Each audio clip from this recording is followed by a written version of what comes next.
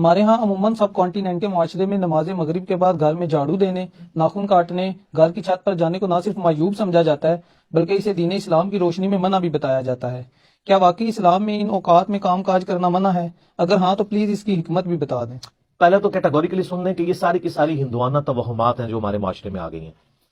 ایک چیز ضرور ہے، صحیح بخاری اور مسلم کی متفق علیہ حدیث ہے، نبی صلی اللہ علیہ وآلہ وسلم نے فرمایا کہ جب مغرب کا وقت ہو جائے تو اپنے بچوں کو باہر نہ نکالو۔ اس وقت شیاطین نکلتے ہیں اور وہ بچوں کو اچک لیتے ہیں۔ اور بخاری مسلم میں حدیث ہے کہ مغرب کے بعد اپنے گھروں کے دروازے کو بند کر دو اور بسم اللہ پڑھ کے بند کرو تو شیطان بھی نہیں کھول پائے گا، ورنہ تو یہ جو لوگ کہتے ہیں نا ہم جنات سے اتنا کام لیتے ہیں تو کوئی بینک سے پیسے چوری کروا کے بتائے، دنیا کا نظام نہیں چل سکتا۔ اللہ تعالیٰ نے یہ جو ہرڈل ہے وہ سب کے لیے رکھی ہوئی ہے۔ بخاری مسلم میں الفاظ ہیں، اپنے برتنوں کو ڈھانپ دو، خالی برتنوں کو الٹا کر دو اگر ڈھانپ نہیں سکتے، اور اگر بھرے ہوئے برتن ہیں اس کو ڈھانپنے کے لیے کوئی چیز نہ ملے تو بخاری مسلم کے الفاظ ہیں کوئی ایک تنکا ہی اس کے اوپر رکھ دو۔ اور مسلم شریف میں حدیث ہے کہ ایک رات سال میں ایسی آتی ہے جس میں اللہ تعالیٰ کی طرف سے کئی ایک مرض آتے ہیں اور وہ ایسے برتن میں داخل ہو جاتے ہیں جن برتنوں کو کھلا رکھا ہوا ہوتا ہے۔ تو نبی صلی اللہ علیہ وسلم نے یہ ساری انسٹرکشن فرمائی۔ پھر بخاری مسلم میں یہ بھی حدیث ہے کہ نبی علیہ السلام فرمایا رات کو چراغ بجھا کے سو۔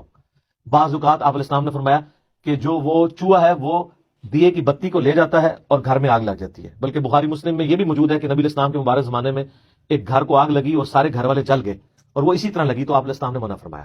اور اس کو آپ آج کل کے اعتبار سے دیکھ لیں، یہ سوئی گیس کے ہیٹر یا اور بھی آگ والی کوئی بھی چیز ہے رات کو بند کر کے سونا چاہیے۔ آئے دن ابھی تک واقعات ہو رہے ہیں کہ لوگ مرتے ہیں، لوڈ شیڈنگ ہوتی ہے، جب گیس آتی ہے تو آٹومیٹک ہیٹر تو آپ کو پتا ہے 15-20 ہزار روپے کا ملتا ہے۔ ہمارے جو عام 2,500-3 ہزار والے ہے ہیٹر، یہ تو جب گیس آئے گی تو دوبارہ چلنا شروع ہو جائیں گے، اور ظاہر ہے وہ پائلٹ بھی بجھ گیا ہوتا ہے۔ ایک ظلم تو یہ کر رہے ہیں نا، اتنی گیس لے جاتے ہیں کہ پائلٹ بھی نہیں جلتا۔ اگر پائلٹ جلتا رہے نا تو دوبارہ گیس آئے تو ہیٹر چل اٹھے۔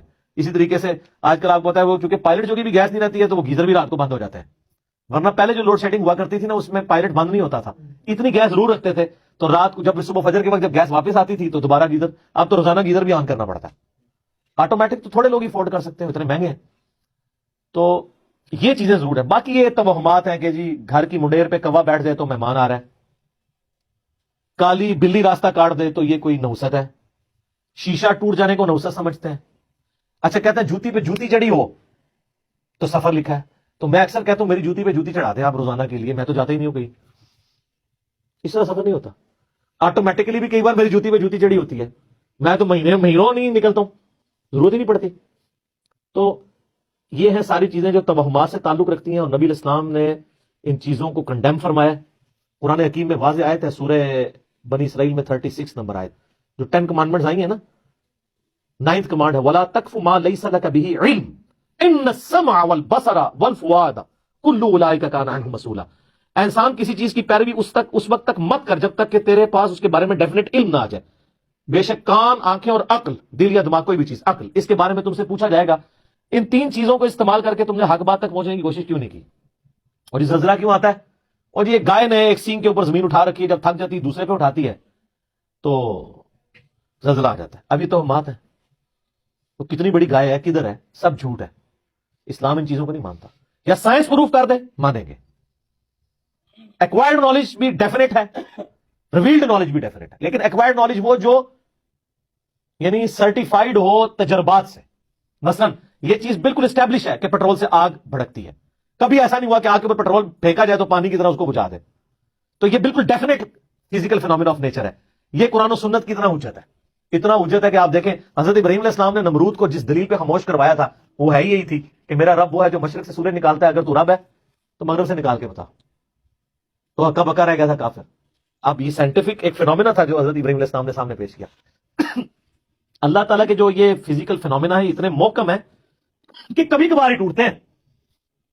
آگ ایک ہی دفعہ ٹھنڈی ہوئی ہے ابراہیم علیہ السلام کے لیے، روز روز تو نہیں ہوتی۔